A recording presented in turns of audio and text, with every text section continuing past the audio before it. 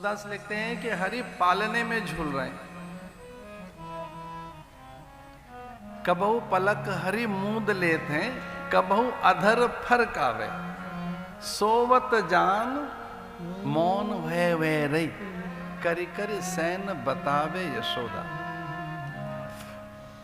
कितना सुंदर बिंब है कि अब लाला सो गया, अब निकलो यहां से, या कि मौन हो जाओ, या समाधिस्थ हो जाओ, अथवा ध्यान में चली जाओ, या कि तनिक सी चुप हो जाओ। भीड़ लगी है घर में, गोपांगनाओं की, गोप ग्वाल बालों की।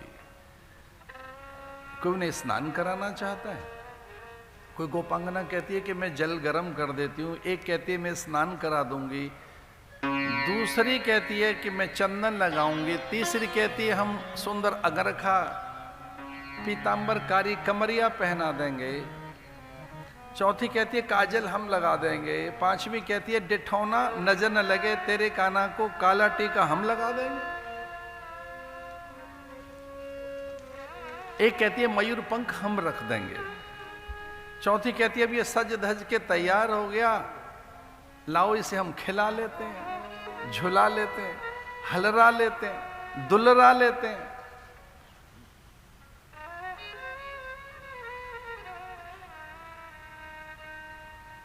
नींद है कान्हा को ये जानकर वो उन्हें सुलाना चाहती है। ये मां ही जानती है कि कब थक गया है बालक, अब उसे कब नींद आएगी।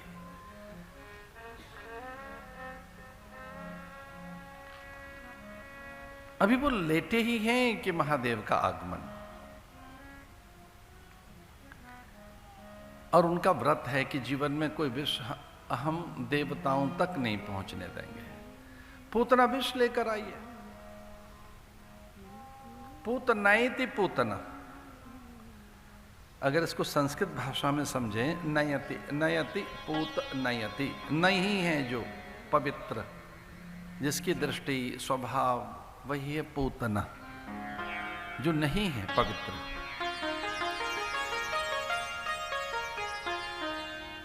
जो हिंसक वृत्ति के साथ आई, मारक वृत्ति लेकर आई, विष लेकर आई।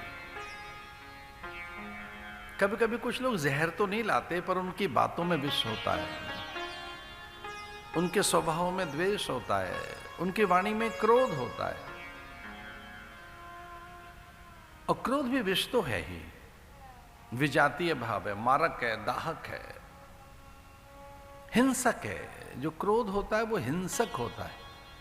क्रोध में हम हिंसा कर रहे होते हैं, दूसरों के सम्मान की, आदर की, उनकी श्रेष्ठताओं की द्वेष करते हुए हम जब क्रोध करते हैं। क्रोध जानते हो क्या है? कामनाओं की पूर्ति का जब अभाव है, जब हम कामना की पूर्ति नहीं देखते, विषयों की पूर्ति नहीं होती, जब विषय पूर्ति नहीं है, भोग पूर्ति नहीं है, जो मनवांछित था, मन कल्पित है, जो मनोरथ है, जो पूरा नहीं होता। ये क्रोध का पता बता रहा था मैं, ध्यान से सुनना कि क्रोध कब आता है, हमें क्रोध क्यों आता है, इसे ध्यान से सुनो। क्रोध क्यों आता है? क्रोध तब आएगा जब मन वांछित आपको प्राप्त नहीं होगा, मनोनुकूल, मनोरथ, मन कामना, और पूरा जीवन भर इसी में लगे रहते हैं। मनोकामना पूरी हो जाए, मनोरथ पूरे हो जाए, मन वांछित मिल जाए, वो मनुष्यों से मिले, प्रकृति पदार्थों से मिले, कि वो देवताओं से मिले। मन वांछित फल पावे, कष्ट मिटे तन का।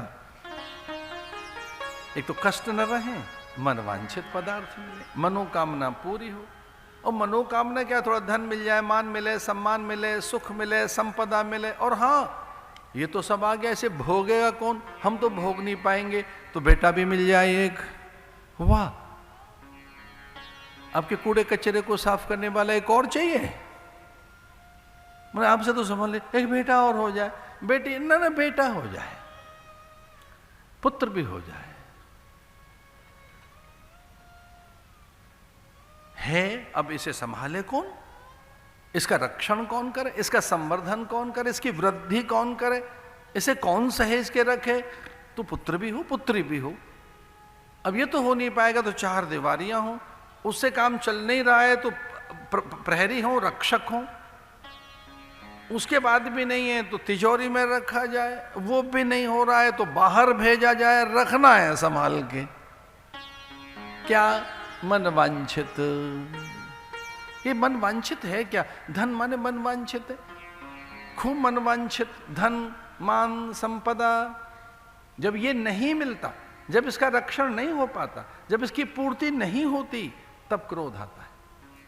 कामना की पूर्ति का भाव, जब विषयों के भोग की पूर्ति नहीं होती, उसमें जब थक जाती है चेतना भोगते भोगते, तब क्रोध आता है।